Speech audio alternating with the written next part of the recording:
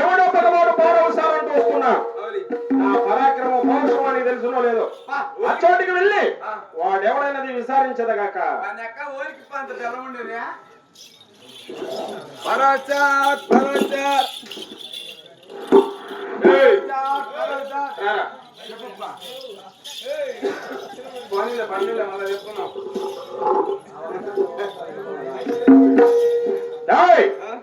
రాజంజిగోటకు వచ్చి పారావు సార్ అని పలుకుతున్నావు. ఎవరు నీవు? ఎవరు అంటున్నావప్ప?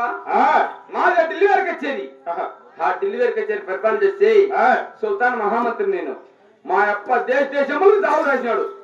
మన చెంచుకోడు కూడా స్వయాన నన్నే జాబు తీసుకురమ్మంటే వచ్చి ఉన్నానప్ప. ఏవి ఆ జాబులు ఇట్లిమరా గొప్ప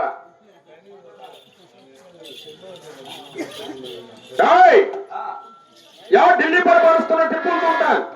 మన చెంచుకోటకు జాబు రాసి ఉన్నాడంటే ఏ కార్యోత్తరంలో జాబు రాసి ఉన్నాడో ఒక్కసారి ఈ నిండు సభలు ఈ జాబు చదివి విన్నవించదగక్క. ఆహా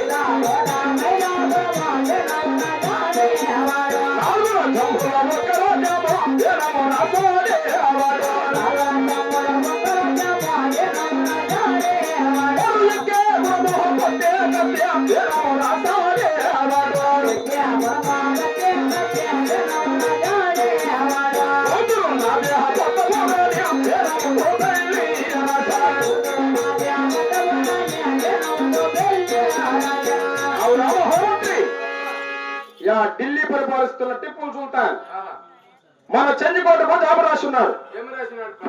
ఆ జాబులో ఏం రాసున్నాడు అంటావా? వారి దగ్గర ఒక గుర్రం ఉన్నదంట. ఆ గుర్రాన్ని బట్టి సవారు తీసిన రాజులకు 5 కోట మైదాపురము, 4 దిశ రాజ్యములు, 1 దిశ రాజ్యము.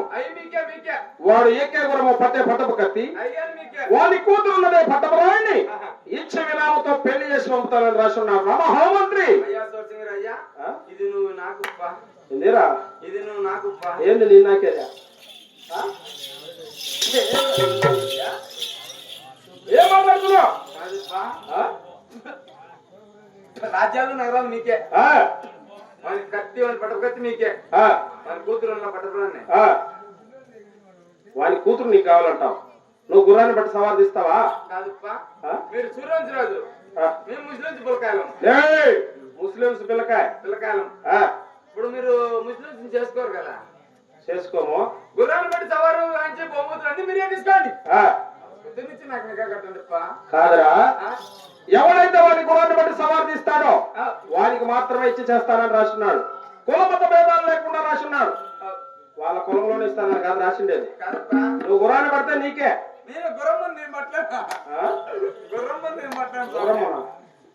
గుర్రమ్మ కాదురా, గుర్రము.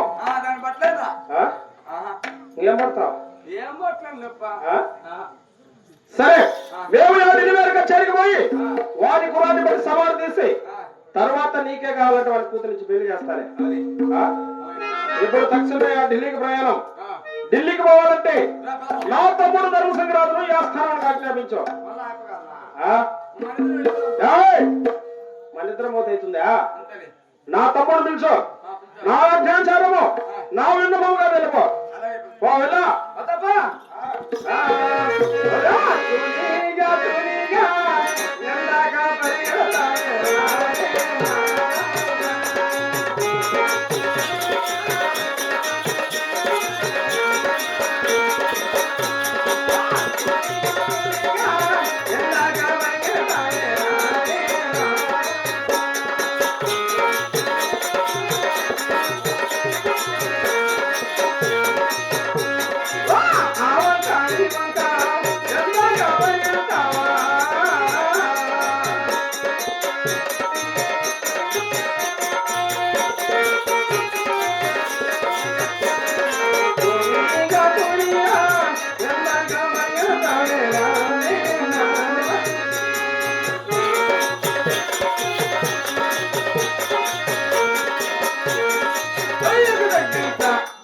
ఒరే దొరికింది రాజా.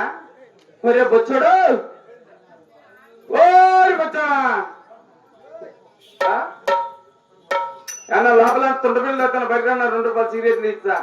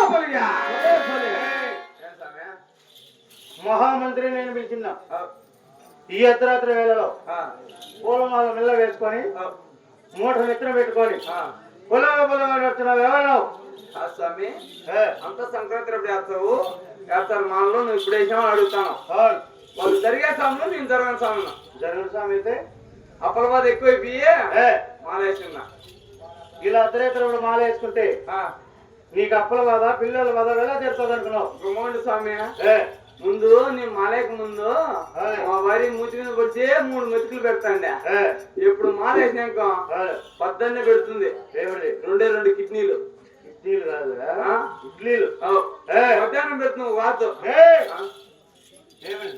చపాతు సాయంత్రం పెడుతుంది పులగూర కాదురా పులిగోర 3 పూటలు జరిగిపోతుంది అప్పల వారు ఎక్కువైపోయి మానేసిన జనాదులు పెద్ద మనిషి తీసి పెట్టుకొని ఆయన దగ్గర 30,000 లెక్క తీసుకున్నా ఎప్పుడు ఇచ్చారు ఏమి రావంటండి ఇప్పుడు మాలేసిన స్వామి ముసలి లెక్క వచ్చింది నిన్న కావాలంటుంది మాల వేసుకున్నావని ఇక్కడ ఏ కొండకు మాల వేసుకున్నావు మధ్యాహ్నం కొండకేసినా మధ్యాహ్నం కటారు పండుగ అయిపోతా ఉన్నాడు అడిగిపోతాను అక్కడ అయ్యప్ప స్వామి ఉన్నాడు నువ్వు దేవుని దగ్గర వెళ్ళి ఇక్కడ నుంచి కార్యక్రమం చేస్తున్నావు దేవుని దగ్గర పోవాలంటే దండిగా లగేజ్ ఉంది డబ్బులు స్వామి నేనెందుకు ఇవ్వాలా లగేజ్ లో సుమోలు ఎక్కువ పెట్టేసిన ఎన్ని పెట్టి తెచ్చినా ఎన్ని పెట్టినావు 30 సుమోలు 60 డాక్టర్లు 20 వచ్చేసి ఇతరులు పెట్టిన దాంట్లో లగేజ్ ఏమి వేస్తున్నావా 1.5 బియ్యం పోతాను స్వామి అన్నట్టు కలిపి 5 దాంట్లో కలిసి చాలా లగేజ్ వేస్తున్నావు తొందరగా దేవుని దగ్గర వెళ్ళి రాపో స్వామి స్వామి బొమ్మతులు నేను నీకు కానుకలు ఇస్తే ఆ అయ్యప్ప స్వామి కొండ నాకు ఏం బొమ్మతులు చేస్తావు కటారు బండన పక్కనే 2 నల్లటి గుళ్ళు ఉన్నాయి స్వామి ఆ గుళ్ళతో తెల్లటి గౌలు ఉన్నాయి ఆ గౌలు తెచ్చి అమ్మ ముందు తలందరూ కట్టుకునేవనుకో నువ్వు దూరినప్పుడు పెట్టుకుని మూర్తి నాకు అటువంటి బహుమతులు ఏమక్కర్లేదు నా కోట్లో మస్తుగా ఉన్నాయి తొందరగా నువ్వు వెళ్ళిపోయా వద్దలే స్వామి ఈ స్వాములు ఇద్దరు వినేరు ఏం చెప్తే నేను స్వామి బుడ్డ స్వామి అటువా కాదు స్వామి లేకంటే నిన్ను నమ్ముకొని వచ్చిన 10 రూపాయలు నీ స్వామి 10 రూపాయల లచ్చిందే ఎవరిని అడుక్కోపా మా స్వామి అంగడి తెచ్చుకోరపా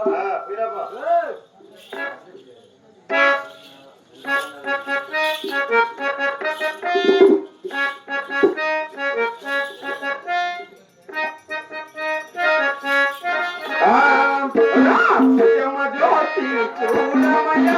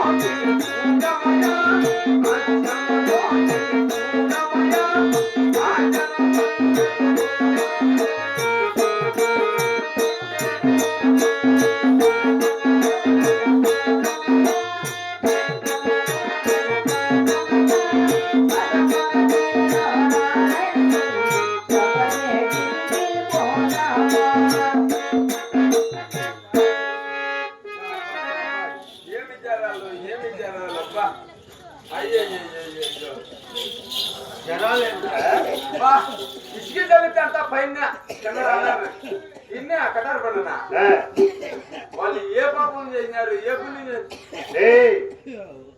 జనం కాదు జనం మరి జనం